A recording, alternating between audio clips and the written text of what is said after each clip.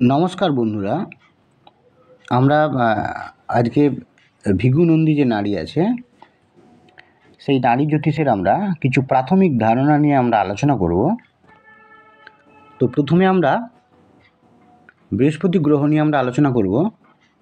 তো সেখানে বৃহস্পতিকে এই নারী অ্যাস্ট্রোলজি অনুযায়ী এখানে জীবকারক গ্রহ হিসাবে আমাদের দেখা হয়েছে। তো যে কোনো চার্টের ক্ষেত্রে আমরা একটা বোঝানোর জন্য একটা চার্ট নিয়েছি, যেখানে আমরা বৃশ্চিক লগ্ন দেখিয়েছি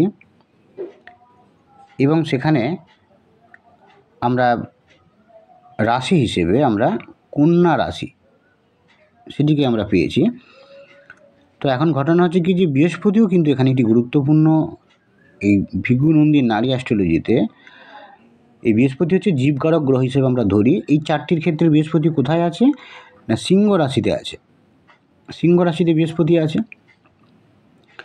তো বৃহস্পতি কিন্তু এখানে নারী অ্যাস্ট্রোলজি অনুযায়ী জীবকারক গ্রহ, কারণ বৃহস্পতি নারী জ্যোতিষ মতে আমাদের প্রাণবায়ুর কথা বলে। তো প্রাণবায়ু মানে এখানে অক্সিজেন প্রদান করে, যেটা ছাড়া আমরা বেঁচে থাকতে পারবো না। পুরুষের কুণ্ডলী বা মহিলার কুণ্ডলী সবার ক্ষেত্রেই কিন্তু বৃহস্পতিকে আমরা জীবকারক গ্রহ হিসেবে ধরব। তাহলে বৃহস্পতি আমাদের এখানে একটা জীবকারক গ্রহ হিসেবে আমরা এখানে দেখব। তো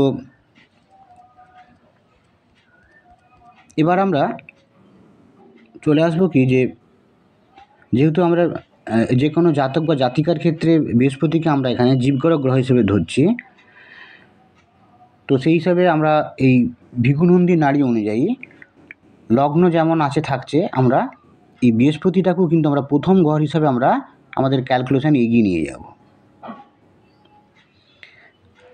কারণ এটা প্রাণবায়ুর কথা বলে, কারণ প্রাণবায়ু ছাড়া কিন্তু আমরা আমাদের সমস্ত কিছু থেমে যাবে। তো সেই জন্য বৃহস্পতি যেহেতু আমাদেরকে প্রাণ প্রদান করে, তাই বৃহস্পতি হচ্ছে জীবকারক গ্রহ।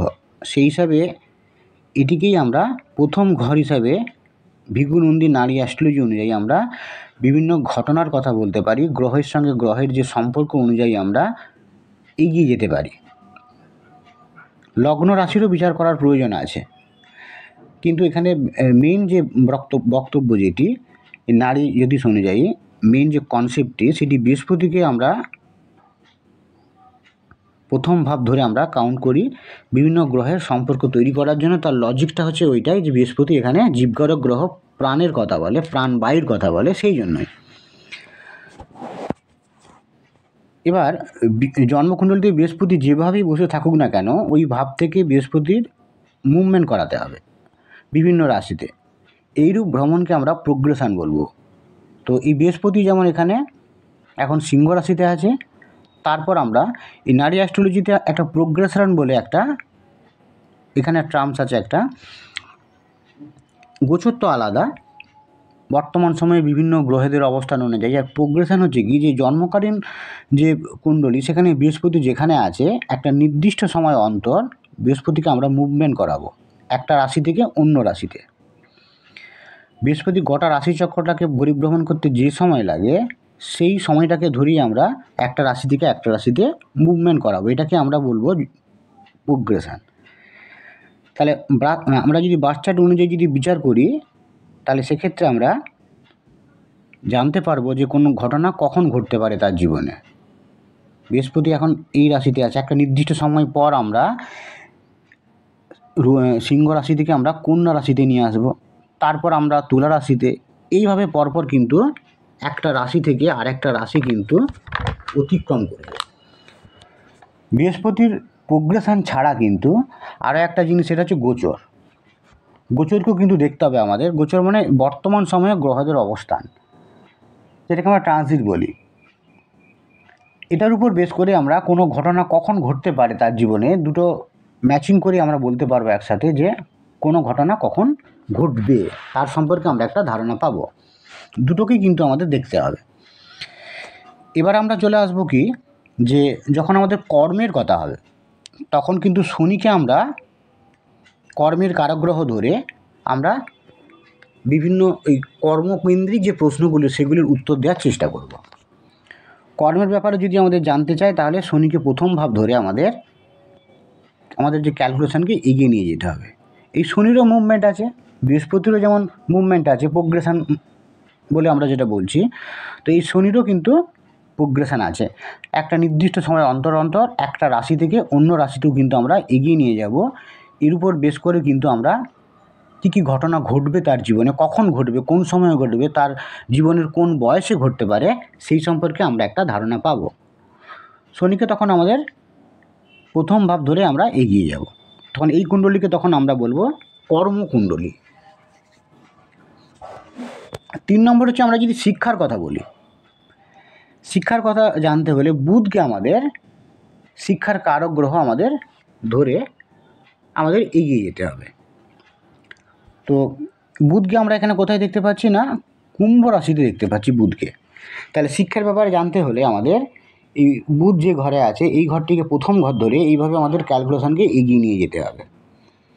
পরের পর আমরা কোন গ্রহকে আমরা ফেস করছি বুধ, তার আগের ঘর, পরের ঘর বা 1, 5, 9 এই যে ধর্মভাব, এইগুলো আমাদের দেখতে হবে কোন ঘরে কোন প্ল্যানেট অবস্থান করছে, তার সঙ্গে সম্পর্ক কী। তাহলে শিক্ষার ব্যাপারে জানতে হলে বুধকে আমাদের শিক্ষার কারক গ্রহ ধরতে হবে এবং বুধ যে ঘরে বসবে সেই ঘরকেই লগ্ন বা প্রথম ভাব ধরে আমাদের গণনাকে এগিয়ে নিয়ে যেতে হবে। এবার প্রশ্ন হলো যে জন্মকুণ্ডলিতে লগ্ন কি খুবই গুরুত্বপূর্ণ নাকি না বৃহস্পতি জীবকারক গ্রহ হিসাবে ওটিকেই লগ্ন ধরে সর্বত্র আমরা এগিয়ে নিয়ে যাব, এই ধরনের একটা প্রশ্ন থাকতেই পারে যে লগ্ন কি গুরুত্বপূর্ণ নাকি না জীবকারক গ্রহ বৃহস্পতি সব কথা বলবে।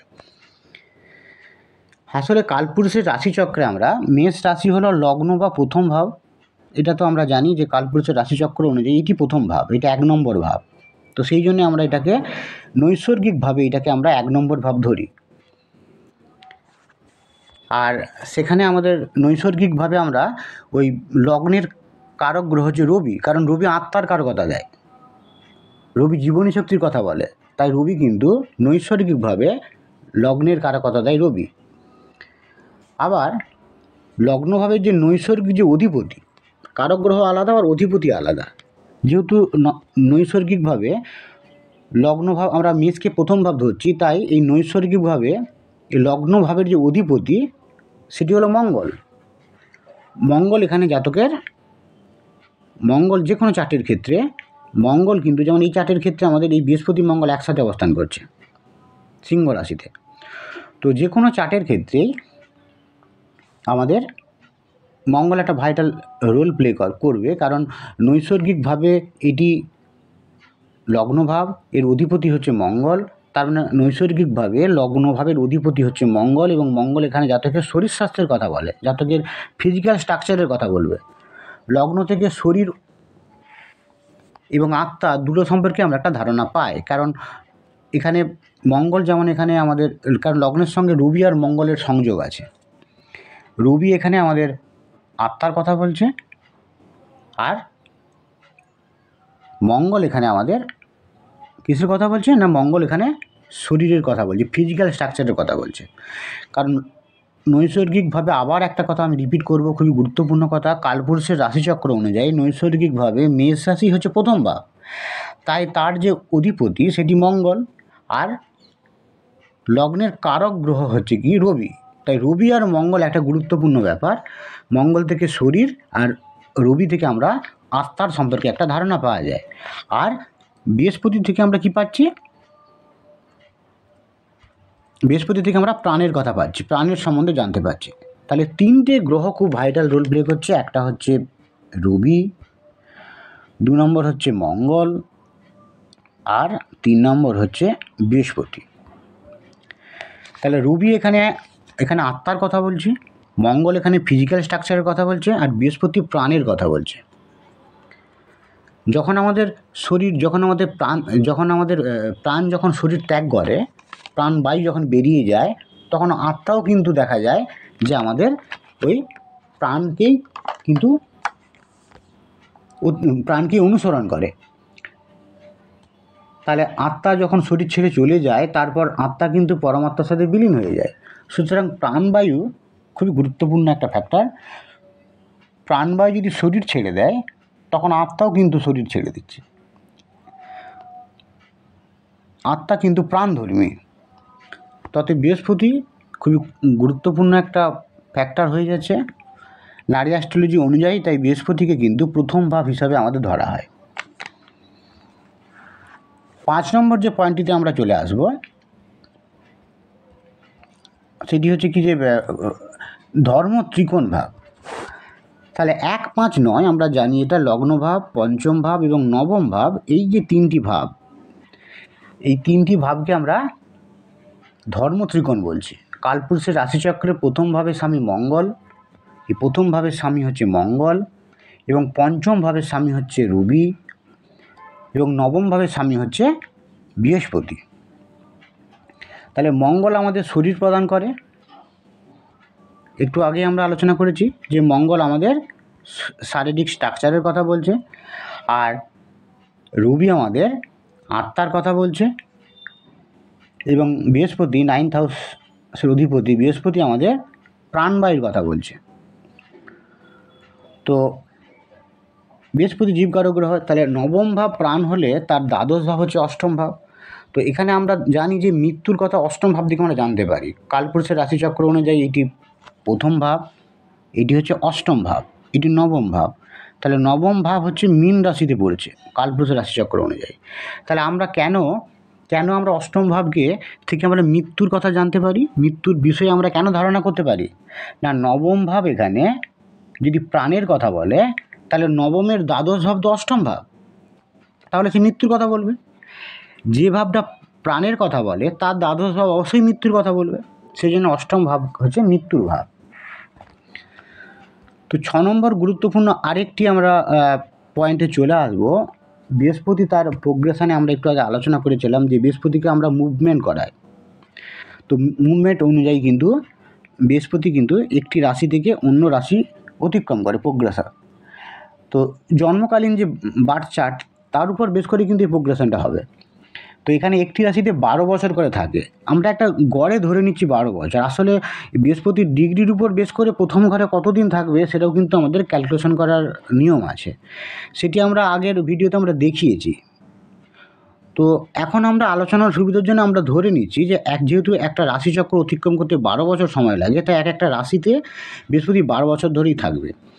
তো তারপর একটা ঘর থেকে অন্য রাশিতে আসবে, এই ঘর থেকে সিংহ থেকে সে আসবে কন্যা রাশিতে, তো তখনও কিন্তু ওই ঘরে 12 বছর থাকবে। আবার বলছি আমি কিন্তু বৃহস্পতি প্রথম ঘর যেখানে জন্মকালীন চার্টে অবস্থান করে আছে সেখানে বৃহস্পতির ডিগ্রি 28 ডিগ্রি 16, সেই অনুযায়ী বৃহস্পতি এখানে 12 বছর থাকার কথা নয়, ওটা একটা হিসেবের ব্যাপার আছে। ক্যালকুলেশন করে দেখতে হবে যে 12 বছরের মধ্যে কতটা অংশ এই প্রথম ঘরে থাকবে, তারপরে দ্বিতীয় ঘরে 12 বছর তো থাকছে, কারণ ডিগ্রিগত দিক থেকে অনেকটা এগিয়ে গেছে। তো তাহলে আমরা 12 বছর করে করে আমরা পরপর কিন্তু আমরা প্রোগ্রেশনে এগিয়ে নিয়ে যাব জন্মকালীন যে বৃহস্পতি সেটিকে।